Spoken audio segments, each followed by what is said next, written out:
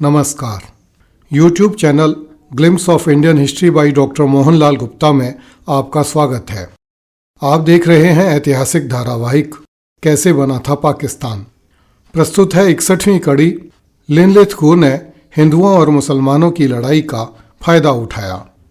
यदि आप अपने बच्चों को भारत विभाजन के इतिहास से परिचित कराना चाहते हैं तो कृपया इस चैनल को लाइक, सब्सक्राइब एवं शेयर करें तथा अपने बच्चों, मित्रों एवं परिजनों को इस चैनल के बारे में बताएं। पिछली कड़ी में हमने चर्चा की थी कि जब मुस्लिम लीग ने 1940 के आरंभ में लाहौर अधिवेशन में पाकिस्तान प्रस्ताव पारित कर दिया, तब कांग्रेस के दिग्गज नेता मोहनदास करमचंद गांधी ने प्रतिक्रिया देते हुए कहा कि मैं अपनी पूरी आत्मा के साथ यह विश्वास करता हूं कि कुरान का ईश्वर गीता का भी ईश्वर है। मैं इस विचार का विरोध करता हूं कि करोड़ों हिंदुओं ने अपने धर्म के रूप में इस्लाम को स्वीकार करने के बाद अपनी राष्ट्रीयता बदल दी। गांधी ने ऐसी ही और भी बहुत सी मीठी मीठी बातें कही, किंतु यह इतिहास की कड़वी और नंगी सच्चाई है कि गांधी जी भले ही भारत विभाजन के विरुद्ध कितने ही मीठे मीठे सिद्धांत क्यों न गढ़ लेते, किंतु पाकिस्तान बनाने को आतुर मुस्लिम लीगी नेताओं पर उनका कोई प्रभाव नहीं पड़ने वाला था। ऊपर से तो ऐसा ही लगता था कि गांधी जी पाकिस्तान निर्माण का विरोध कर रहे थे, किंतु भीतर ही भीतर गांधी जी लाहौर प्रस्ताव के परिणाम स्वरूप भारत में हिंदुओं और मुसलमानों के बीच जो नई व्यवस्था उत्पन्न हो सकती थी, उसे भी बड़ी चालाकी से स्वीकार करते जा रहे थे। इतना होने पर भी यह निर्विवाद रूप से कहा जा सकता है कि गांधी जी ने मुसलमानों के भारत से अलग हो जाने के विचार को कभी भी स्वीकार नहीं किया। वे बार बार जिन्ना से अपील करते रहे कि वे पाकिस्तान के लिए अपनी जिद छोड़ दें, किंतु जिन्ना ने गांधी जी के प्रस्ताव को कभी स्वीकार नहीं किया। कुछ समय बाद जिन्ना ने लाहौर प्रस्ताव में एक परिवर्तन किया। अब वह भारत के उत्तर पश्चिमी भागों के साथ साथ उत्तर पूर्वी भागों को पाकिस्तान के दो क्षेत्र मानने लगा था और दोनों भागों को दो पृथक राज्य बनाने के विरुद्ध हो चुका था।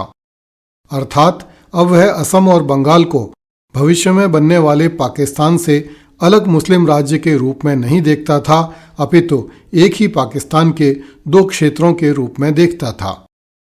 अब जिन्ना भारत में एक केंद्रीय व्यवस्था के भी विरुद्ध हो गया, क्योंकि वह इस प्रकार के सम्मिलित प्रबंधों का उत्तरदायित्व दोनों देशों की अलग संवैधानिक सभाओं को देना चाहता था।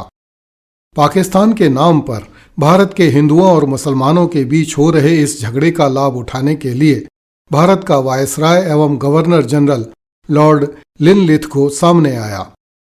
कांग्रेस विगत 50 सालों से भी अधिक समय से भारत की आज़ादी के लिए संघर्ष कर रही थी।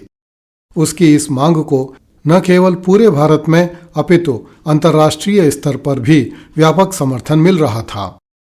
कांग्रेस की इस मांग का एक ही अर्थ था कि अंग्रेज सरकार कांग्रेस को सत्ता सौंपकर यहां से चली जाए, किंतु मुस्लिम लीग द्वारा पाकिस्तान की मांग के रूप में फच्चर फंसा देने से तत्कालीन वायसराय लॉर्ड लिनलिथ ने अगस्त 1940 के अपने प्रसिद्ध प्रस्ताव में कहा, बिना कहे यह स्पष्ट है कि ब्रिटिश सरकार भारत की शांति और कल्याण की अपनी वर्तमान जिम्मेदारियां किसी ऐसी सरकार को नहीं सौंप सकती जिसके प्रभुत्व को भारत के राष्ट्रीय जीवन में विशाल और महत्वपूर्ण तत्वों द्वारा अस्वीकार कर दिया गया हो। अर्थात चालाक वायसराय लिनलिथ को भारी भरकम शब्दों एवं बाहर से संतुलित दिख पड़ने वाले आदर्शवाद की आड़ में बड़ी ही चालाकी से यह कह रहा था कि जब भारत में हिंदू और मुसलमान दो बराबर के दावेदार हैं, तब अंग्रेज ऐसा कैसे कर सकते हैं कि वे भारत को आज़ाद कर दें तथा सत्ता केवल हिंदुओं को सौंप दें। वायसराय की इस घोषणा से मुस्लिम लीग को अपनी पाकिस्तान की मांग के प्रति नैतिक समर्थन मिल गया। ईस्वी 1941 में मुस्लिम लीग ने मद्रास में वार्षिक सत्र आयोजित किया, जिसमें पाकिस्तान की मांग और भी जोरदार तरीके से की गई। इस सत्र में मोहम्मद अली जिन्ना द्वारा पाकिस्तान की मांग की विस्तृत व्याख्या भी की गई।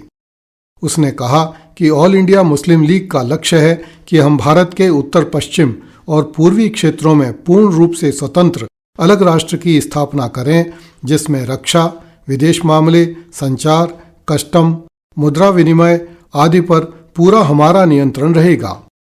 हम किसी भी परिस्थिति में एक केंद्रीय सरकार के साथ संपूर्ण भारतीय संविधान नहीं चाहते। हम इसके लिए कभी सहमत नहीं होंगे। अगली कड़ी में देखिए, राजाओं ने क्रिप्स कमीशन के लिए मुसीबत खड़ी कर दी। कृपया इस चैनल को लाइक, सब्सक्राइब एवं शेयर करें। धन्यवाद। जय हिंद।